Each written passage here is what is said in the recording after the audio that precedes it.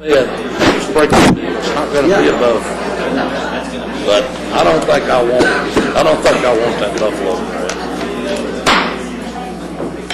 Clerk will call the roll. Glenn Whitley, County Judge. Here. Roy C. Brooks, Commissioner Precinct 1. Present. Marty Van Ravensway, Commissioner Precinct 2. Gary Fickus, Commissioner Precinct 3. Here. J.D. Johnson, Commissioner Precinct 4. Here. Constitutes a quorum. Thank you. Our invocation today will be delivered by Dr. Jerry Chisholm, Senior Minister at Arlington Heights United Methodist Church. After the invocation, please remain standing for our pledges. Welcome, sir. Thank you. Let us pray. We find your name upon our lips, O God, because you have placed it within our hearts. However much we twist and turn and run from your great love, we know in the depths of our hearts that we have no future but the future that we know in you. For minds that can think, for hearts that can feel, for hands that can do, we thank thee. For large purposes that call us, for associations and causes that unite us, and for grace that restores and forgives, we thank thee. For relational bonds that enable us to experience your grace and hope, for a government steeped in freedom, and for leaders who act with insight, courage, and compassion, we thank thee. The lives that are changed every day by the social services and development of our community and county, we thank thee. Loving God, in a day when the problems that confront us seem more than we can handle, open our eyes to the resources at our command as your children. And give us one thing more, a grateful heart. Amen. I pledge allegiance to the flag of the United States of America and to the republic for which it stands, one nation, under God, indivisible, with liberty and justice for all. Honor the Texas flag. I pledge allegiance to thee, Texas, one state, under God, one and indivisible. Dr. Chisholm, thank you again. Good to see you.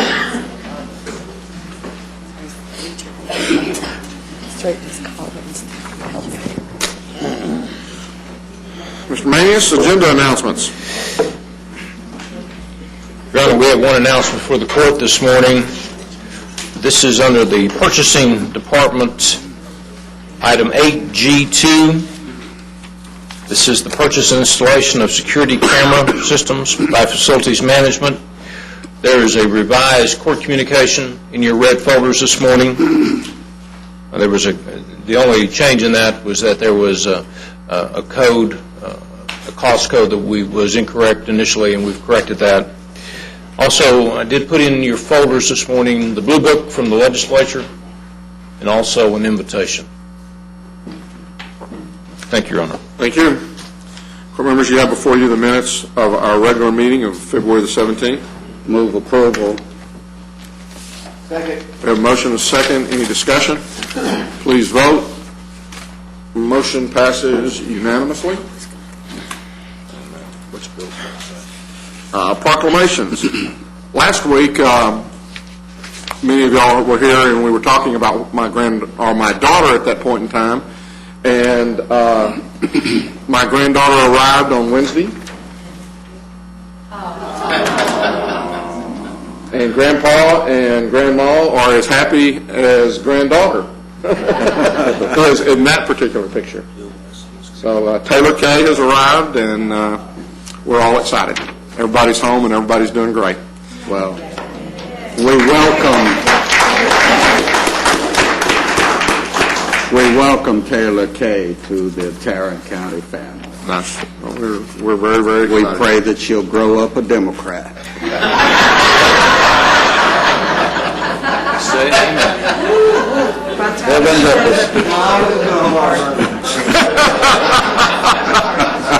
Yeah, well, it's time to move on to the next agenda item.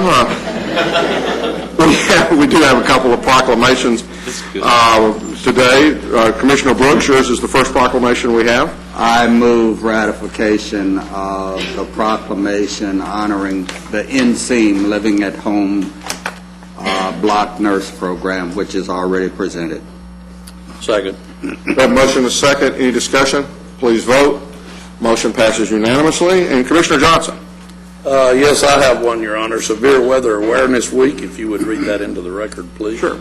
Whereas each year brings the potential for violent weather to Texas when large portions of our state, including Tarrant County, could be devastated by flooding, tornadoes, hail, windstorms, and other emergencies, and whereas the Governor's Division of Emergency Management, the National Weather Service, and the Federal Emergency Management Agency have joined together in urging all citizens to prepare for severe weather events and to educate themselves on safety strategies, and whereas Governor Rick Perry has declared the week of February 22nd through 28th, 2009, as Severe Weather Awareness Week in Texas, now therefore be it resolved that we, the Commissioners Court of Tarrant County, do hereby proclaim February 22nd through 28th as Severe Weather Awareness Week in Tarrant County. And further, we urge everyone in our community to learn more about and to participate in severe weather preparedness activities available in Tarrant County. In witness whereof, we have heretofore set our hands and caused the seal of Tarrant County to be affixed this 24th day of February 2009. I move for its approval. Second. We have a motion and a second. Please vote.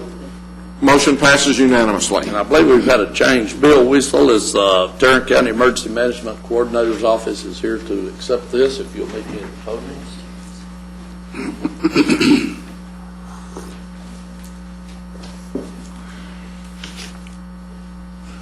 Thank you for what y'all do, and make any comments you'd like to make. Good morning.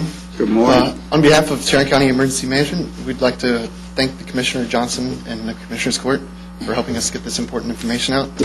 The goal of Severe Weather Week is to ask citizens to be prepared and utilize programs such as Know What to Do, which is a regional program that encourages the public to use emergency kits and NOAA weather radios. Severe Weather Week should help citizens understand the importance of warning systems and prompt them to take the precautions, because the upcoming spring has dangerous weather such as wind, hail, and flooding, and tornadoes that need preparedness activities. Thanks. Thank you, Bill. Appreciate you coming out. You all have any questions for Bill? Deep breaths help, Bill. That's all right.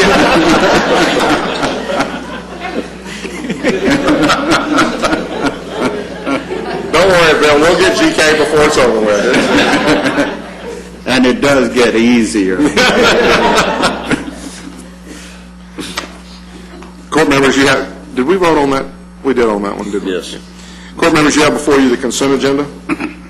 Move approval. Second. We have a motion and a second to approve the consent agenda. Any discussion? Please vote. Motion passes unanimously. Mr. Manion.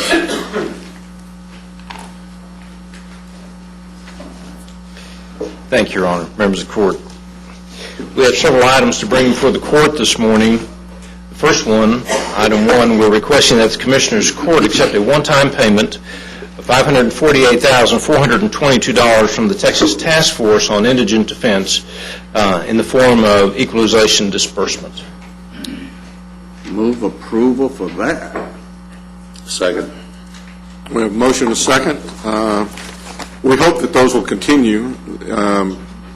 Each year we are getting more money, but still you need to understand that this represents a return of only about 24% of what our actual costs outlay are. So the state passed the Senate Bill 7 unfunded mandate to a great extent, and we're still trying to do everything we can to increase that reimbursement of that. So this is a step in the right direction, but we still have a long way to go. Your Honor, you might also note that while we're receiving this money now, we anticipate another amount of equal value in May. So we'll actually do a little bit more than $300,000 more than we got last year. But you're right, it does not cover near the expense that we have for indigent defense. Please vote. Motion passes unanimously. Members of the Court, on item number 2, we're requesting that the Court approve interim financing for anticipated grant year 2008 grant renewal of the U.S. Department of Housing and Urban Development for tenant-based leasing assistance. This amount is, we believe that it's going to be for about a 4-month period. The amount is $361,000. The grant year on this starts March 1, and this is not unusual. We always have a lag time. We believe that we'll be receiving those funds in July. Move approval. We have a motion and a second. Any further discussion? Please vote. Motion passes unanimously. And while we're kind of a little bit talking about housing, it's my understanding that I've been kind of watching that the Extreme Makeover episode this coming Sunday will deal with the house that was reconstructed in Keller. And so I would encourage everyone, I believe it's Sunday evening at 7 p.m. on Channel 8. You might watch that, and again, that is Tarrant County and up in the Keller area, and I think will be a neat show, a neat thing that happened in that particular area. We've already voted on that. Your Honor, members of the court, on item number 3, we're requesting that the court approve and execute an energy efficiency assistance agreement between Tarrant County and TXU as it relates to the Energy Efficiency Assistance Grant Program. I might say that this particular program is one where that we will be referring individuals to TXU to receive funding that will assist them in making their homes more energy efficient. Move approval. We have a motion and a second. Any discussion? Please vote. Motion passes unanimously. Your Honor, members of the court, on item number 4, we put this on as an action item. However, we're not going to be seeking any action today since this is a legislative issue and it requires a unanimous vote from all 5 members of the court. We did provide some material to you, and I'd like to just present some of that at this time. I believe we included that in your red folder, and it should look like something like this.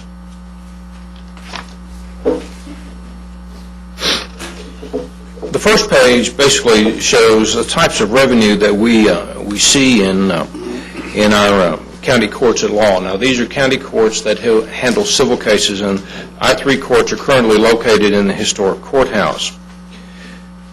We tried to put this information together for you as quickly as possible, and quite frankly, we need a little more time to do that because I don't believe that the amount of money that is shown here is something that covers an entire fiscal year. So we'd like to take this next week to bring you some more up-to-date numbers.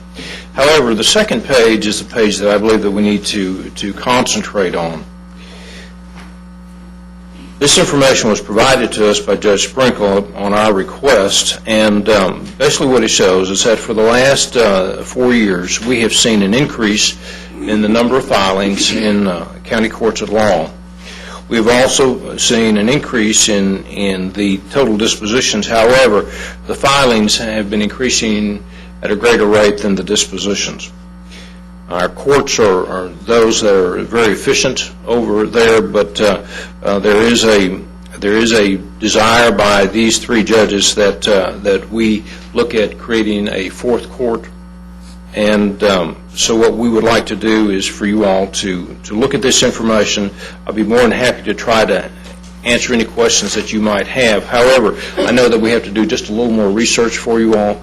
And if there are any questions that you have that you'd like for us to direct or to find information for you, we'll be more than happy to do that.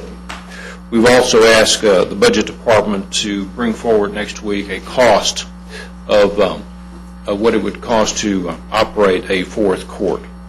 So with that, I know this information is something that you've received just now, and we apologize for that. We didn't get it put together until yesterday evening, but we're here to answer any questions that you might have.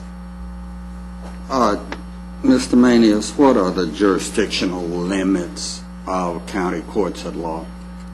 Oh, I believe that, is it 10,000 to 100,000? Yeah. And the interesting thing about county courts of law, and you have JP county courts of law and you have district courts, they do have overlapping jurisdiction. But you have a lot of cases that are filed in county courts of law that fall within those parameters. A couple of things that I would like to at least hear some, and not necessarily today, but maybe next week as we hear that. what's the backlog per court running now versus what was it running the last time when we created County Court at Law number 3? And then also, from a facility standpoint, what additional costs would we have? Or, do we have a courtroom that's ready? Do we have, and I see Mr. Phillips shaking his head in an affirmative way. So it doesn't, I would like to know if there's going to be any facility costs necessary to create this court. And then I think you mentioned that Debbie would be coming up with the annual cost per court. We've asked her to come forward with an anticipated. And then again, 2008 on this chart really only represents 9 months. So there's not necessarily, there may have been a decrease in the number of cases, but 2008 right now only represents 9 months. And, Your Honor, we need to get with the clerk's office, and we've spoken with them this morning already, but we want to make sure that we have the pristine numbers for the court to look at. And I guess the other thing from the clerk that I might ask her to look at is the revenue numbers on the front, and are cases that are filed in the county court at laws, are the majority, if not all, of the fees paid up front, or are some of them paid either at the end of the case or during the actual trial of the court? So They're up front. Most of these are state fees. We'll bring you a better explanation of the fees also. Any other questions or any other things that you might like to have, information you might like to have next year, next week? When are we going to get the reminder of the cases filed for 2008? Commissioner, I think that we'll be able to have those for you next week. This was information that we received from the judges yesterday afternoon, and we've just not had enough time to complete some of the information. I will also like to tell the court that the filing, if we do ask that a bill be filed, that it's a local bill, and there's going to be a requirement that we publish it in the newspaper for 30 days prior to that bill being filed. And we'll bring you all the particulars of that next week for your consideration. What occasions this request at this point? This is an issue that I haven't heard anyone talk about before. Well, I would say that there was at least some mention made of it back during the summer, during the budget time frame. And it deals, I think, and that's why I asked the number, I want to be sure that I recall correctly, but I think it has to do with the backlogs and the fact that the last time a court was created over there, their backlogs were at a certain level. They've reached, and that was with 2 courts, they've now reached that same level again with 3 courts, and they're in an effort to trying to stay on top of it and getting cases through. They feel like there's a need to begin looking at the creation of the 4th court. So we'll bring this information back to you and some recommendations for you next week also, but our goal today was simply to lay this in front of you. There's not a deadline for filing of the bill, and we thought we would start those discussions now. So if during the week, if you have any additional questions, if you'll simply give us a call, we'll make sure that we include that in the information that we bring to court next week.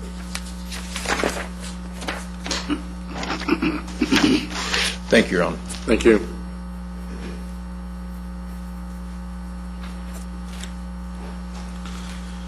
Ms. Tidwell.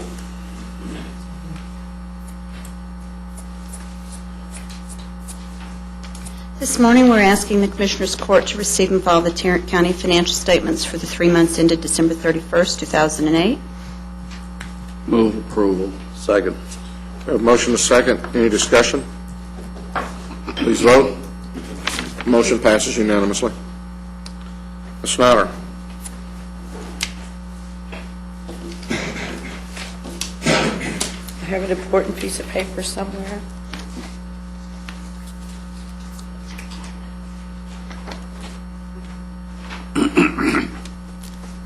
Risk Management Board is recommending the payment of the 2 claims listed on your agenda to MHMR in Tarrant County. This was a result of an accident on the ice day. That's a resource connection. To Robert Hamilton, and the amounts listed on your agenda. Second. Motion is second. Any discussion? Please vote. Motion passes unanimously. Thank you. Thank you. Mr. Phillips? Good morning. It is requested that Commissioners Court approve Amendment Number 1 to the Jacobs Carter Burgess contract for architectural engineering services related to the medical examiner's office included in the 2006 capital improvement program. Move approval. Second.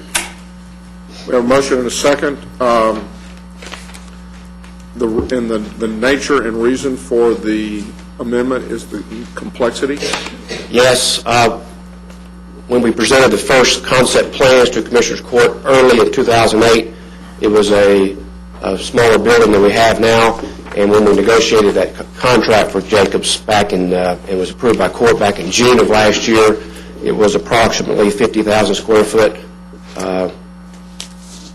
new space and renovation, and now they went through design in the summer and the fall, and basically what we found out is we weren't able to leave the trace lab, the firearms, tool marks lab, toxicology labs in the existing building. So we're moving them to the new building at the recommendation of the medical examiner staff and the architectural design team. Mr. Fix? Do you anticipate other significant, this I consider significant, Yes, sir. are you looking at any additional ones as we move forward? No, sir, we've gone through when things change, and it's a good thing things change now. It's easier to change a line or a drawing than it is a wall in a building. So most of the changes have been made, and I would not anticipate any significant changes The second before. question is, we made this change, how is this going to affect the actual construction contract? We don't have a construction Well, the budget on the construction contract. the budget that was approved by Commissioners Court in December 16, 2008, the project went up about $2.5 million on the construction cost, but to offset that, we reduced the land acquisition cost and some other costs in other related areas to get it back within the $26.5 million that was approved by Commissioners Court. Did that include 66,000 feet we're going to be working on, or 50,000? 66, the new number. When I made my presentation in December, I gave you the new updated budget, which includes these fees and the construction costs related to this increased size building. Is our architectural contract based on a percentage in any way of cost? It is based off a percentage of cost. This is about 8.5 or 9%. So my question is because of the increased complexity, if that's going to increase the cost, then if the contract was based upon a percentage, then there wouldn't be a need to come back and ask for more money. If you're telling me that the contract is based upon a percentage and they're asking for this in addition to that percentage, that's my question. Judge, the cost of the actual construction work is estimated to be about $2.6 million more than it was about a year ago. And that's because of we're increasing the footprint they have to go design and touch of about 8,600 square feet. And we're having to go in and do some renovations we didn't intend to do at first regarding a garment drying area next to the morgue. So they're actually having to touch and design more area. Thus, there's more construction cost, and we've offset those costs with not buying any land required for parking. That wasn't my question. David, let me ask you a question. Is this a fixed fee contract with the architects? It is a fixed fee. This is a fixed fee number. So if we were to decide to build an extra $3 million, the fee does not go up unless you come and ask us for more money. That's correct. It's based off what we do in our contract. We go through some of the processes is in the architectural contract, we put the square footage of the approximate square footage of what they're designed to, and the approximate cost. It's put in their architectural contract, and it was in June of last year. Now, what's changed since then, we've increased the square footage and the complexity because the original design includes some training and conference areas in the new building, and now we're not going to be providing those. We're going to be providing a new lab for toxicology and trace and firearms it's somewhat more complicated to design that regarding engineering. You increase the square footage, you increase the complexity, and you increase the construction cost. We just offset those increases in construction costs by reducing things that were not part of the architect's fee in the first place. That's correct. The medical examiner, Dr. Peramoni, and his staff made some hard decisions and recommendations to Commissioners Court, and they thought it'd be better to go ahead and get all the labs in the new building, and what they're giving up is parking. Any other discussion? Please vote. Motion passes 3-1. Thank you. Thank you.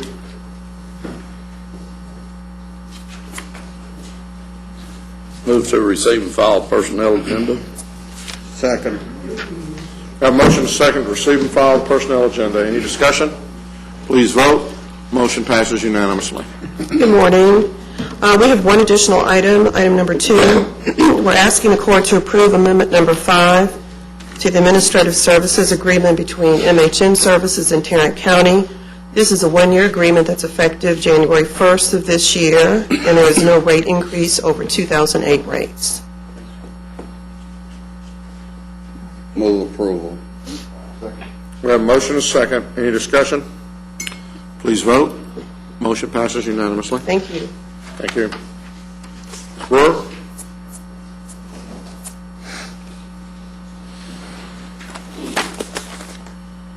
Morning. Good morning. Good morning. We have 3 items for your approval this morning. The first is an interim financing for the Ryan White Treatment Modernization Act Part A grant, and all of our other interim funding requests have been received. Move for approval. Second. We have a motion and a second. Any discussion? Please vote. This just means there's going to be a big stack of papers back here in the back. Anytime I see Ryan White, I know I've got... Just get them while you're here. Thank you. Next item.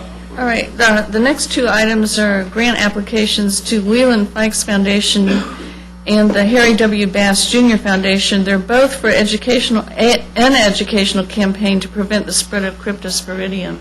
If you recall, last summer we had a very large outbreak in Tarrant County and in the Metroplex, and both of these grants are to provide funds for an education campaign to work with our providers and our swimming pool managers and the general public for awareness.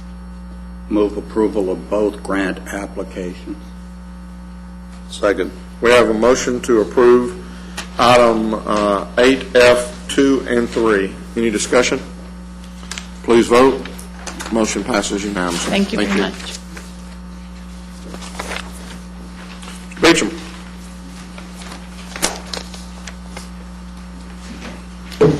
Your Honor, members of the court, we have 4 items for your consideration this morning. Our first item is an RFP for RFP number 2009-028 for professional investigative services of applicants for licenses as bondsmen in Tarrant County. Recommendation be to award to the Bearden Investigative Agency Incorporated in the amount of $25,250. If approved, we're also seeking contract approval from the court. Move approval. Second. We have a motion and a second. The Bail Bond Board has recommended this. Thank you. Please vote. Motion passes unanimously. Item number 2 is a bid award recommendation for bid number 2009-036.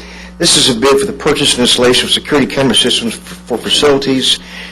Our recommendation is to award sections 1, 2, 3, and 4 to Ingersoll Rand Security Technology, section number 5 to Simplex Grinnell, for a total of $33,197. Move approval. Second. We have a motion and a second. Any discussion? Please vote. Motion passes unanimously. Item number 3 is a bid award recommendation for bid number 2009-053, bid for the sale of recycled paper. A recommendation would be to award on a per enterprise basis to the high bidders, awarding the mixed ledger to Southwest Paper at the rate of $77 per ton, and the cardboard to Corrugated Services at the rate of $31 per ton.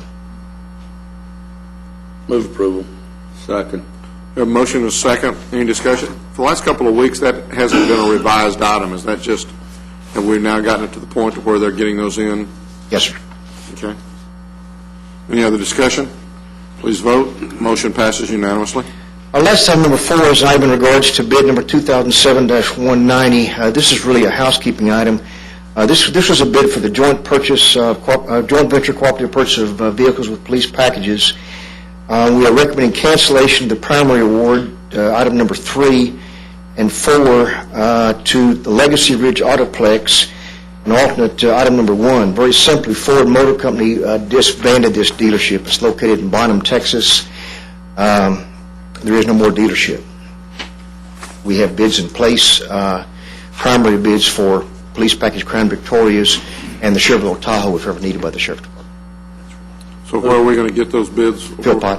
From where? Philpott Motors. Okay. Move approval. Second. Got a motion to second. Any discussion? Please vote. Motion passes unanimously. Thank you.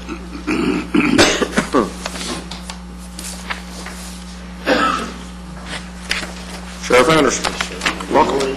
Good morning. Morning.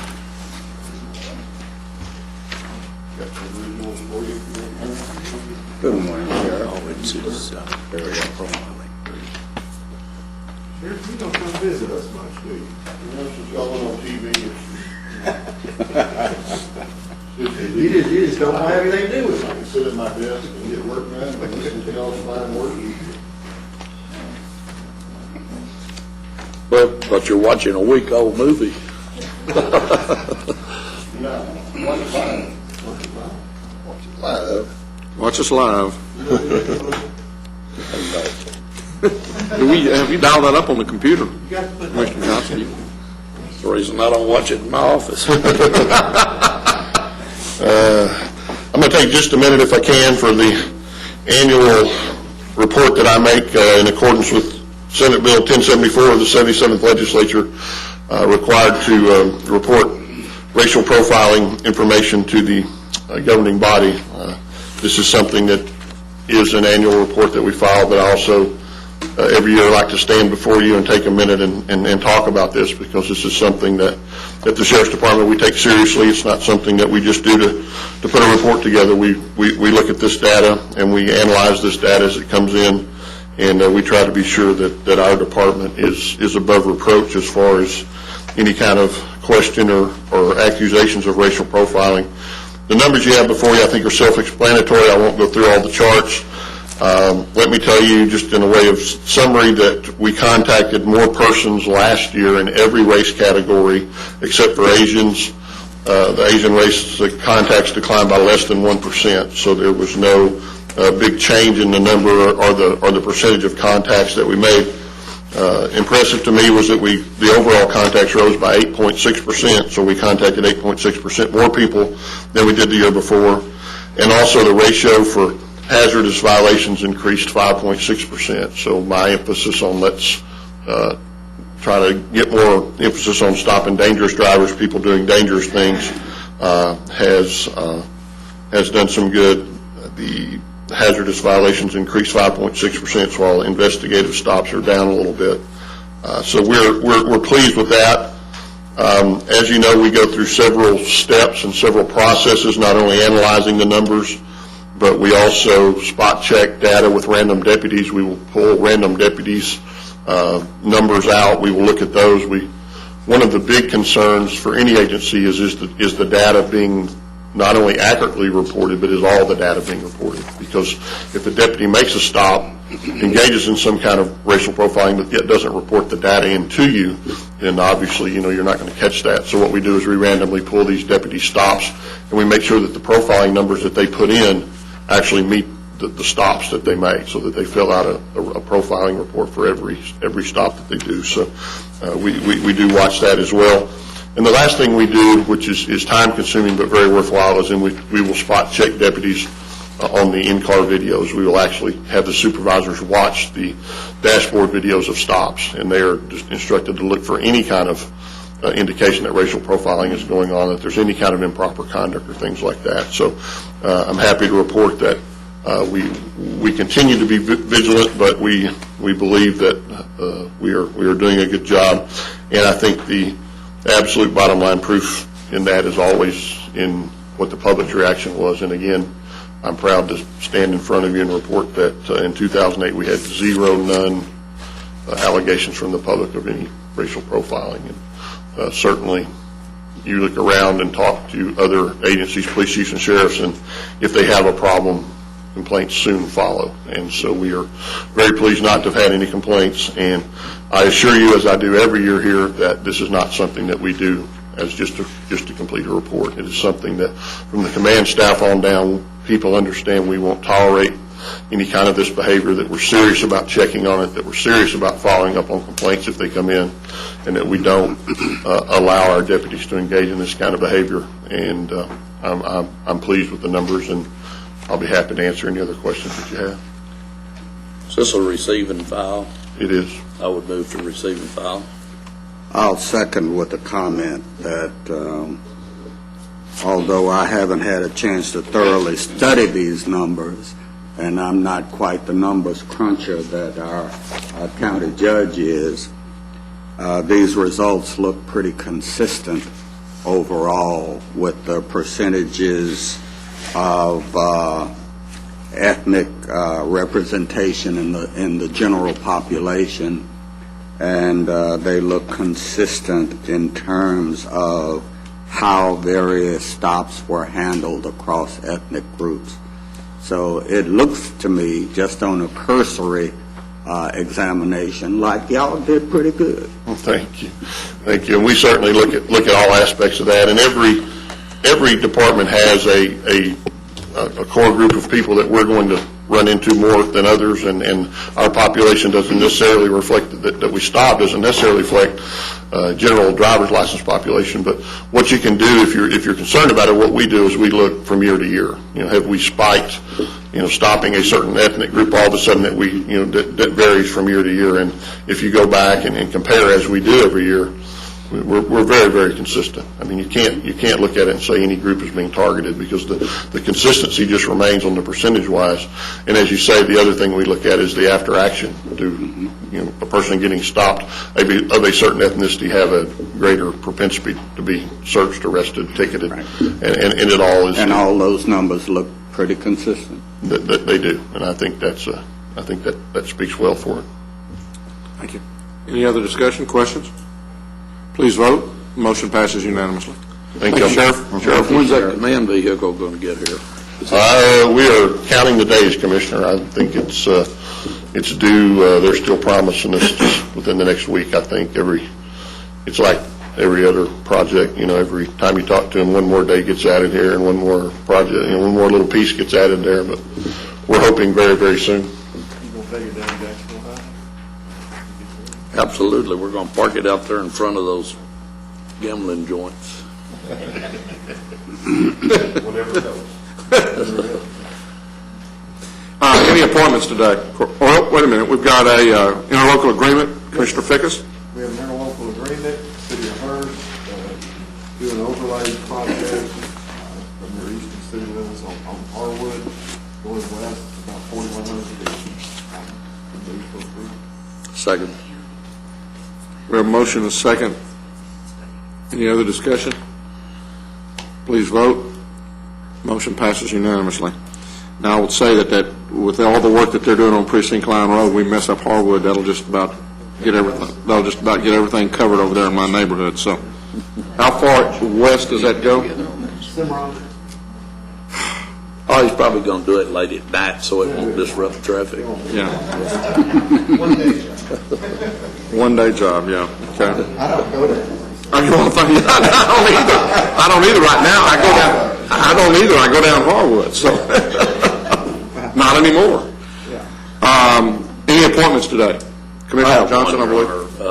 I've handed out a resume of William J. Bill Flippo for the Sexually Oriented Business Permit and License Review Board. I understand we needed another appointment so we could have a meeting, so Bill agreed to do this. We have a motion and a second. Any discussion? Please vote. Motion passes unanimously. We do not have any bonds today. We're still waiting on those. So you have before you the claims, including the addendum. Move approval of the claims, including the addendum. Second. We have a motion and a second to approve the claims, including the addendum. Any discussion? Please vote. Motion passes unanimously. Mr. Manius, briefing items?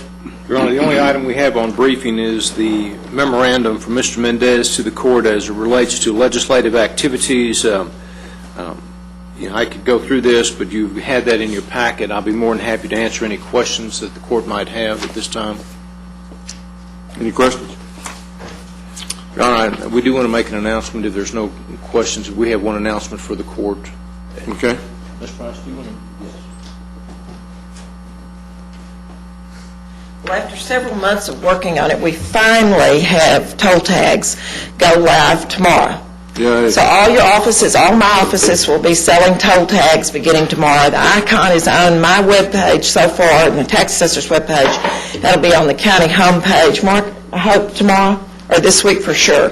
But folks, we have our literature just finished it. They sent me a message about 10:30 that they had got it all delivered to all the offices, so we will have toll tags for you. Thank you.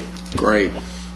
I would remind everybody, I guess Tarrant County Day in the legislature is Wednesday, Thursday, or Thursday. So the reception, I believe, tomorrow evening, and then breakfast Thursday morning. With that, there being nothing else, the Commissioners Court will now recess the open session and proceed to closed session to discuss items exempted under Section 551.071, 072, 074, 076, and 087 of the Texas Government Code.